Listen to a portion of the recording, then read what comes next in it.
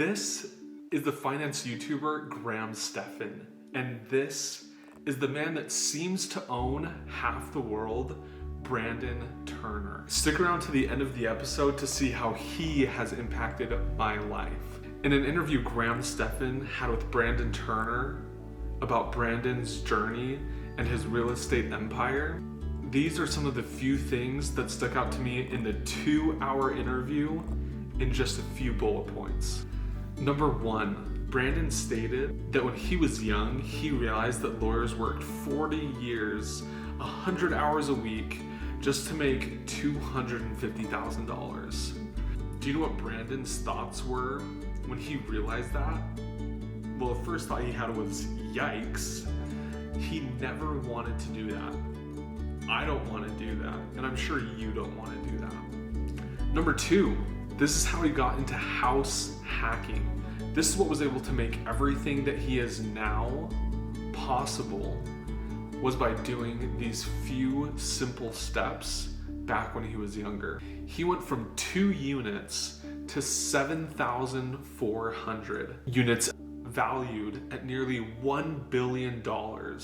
In his first property, it was on one plot of land with 2 separate dwelling units that shared the same yard.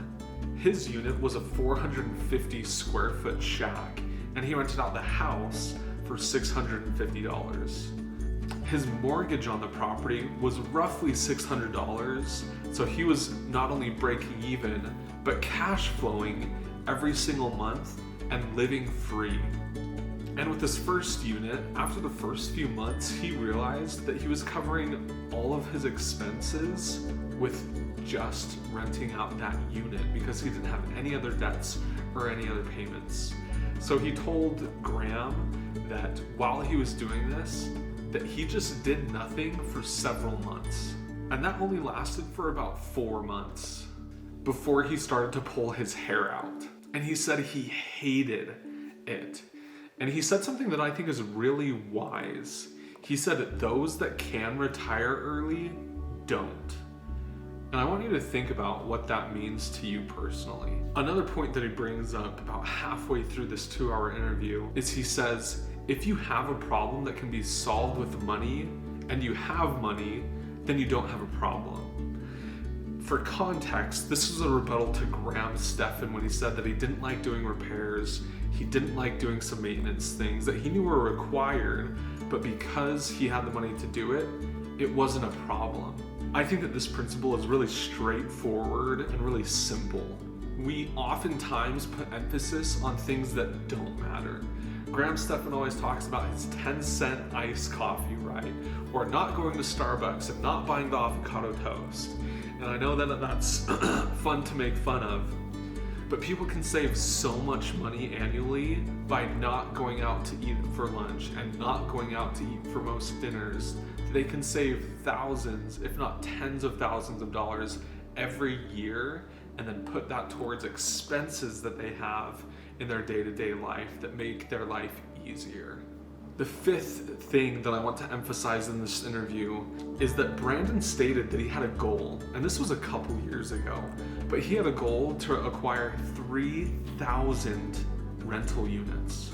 But in order to get there, he needed to sell his first 30 units that had built a lot of equity and offload those so that he could put down payments towards these other 3,000 units. At first he was hesitant too because he always wanted to keep those units. They had an emotional attachment, they had stories, and it meant a lot to him. But once he realized that those 30 units could then be transferred over to help him acquire even more units, he said that the solution was just to break that emotional connection that he had with those properties. And now he went from 2 units to 30 units to 3,000 units. And now he's all the way to 7,400 units, valued at nearly $1 billion. The last thing on the list that I want to talk about is the thing that changed my life. And this is something that I'm implementing in my day-to-day strategy and in my day-to-day action items that I have. And it's an acronym. And the acronym is MINS, M-I-N-S. It's really simple, it's really straightforward, but if utilized and implemented daily, it can make sizable impacts over time. And MIN stands for Most Important Next Steps. So many of the things that we do don't really matter or don't really have an impact on results of the things that we do. This is helping me condense everything that I need to get done into the most critical and impactful action items to accomplish the most possible. Even that simple phrase of most important next step, if used daily, can have a big impact when it's compounded over time. I'm gonna put the link to that interview down below, and make sure you go follow Graham Stephan and Brandon Turner on their socials, which will also be posted down below. Until next time.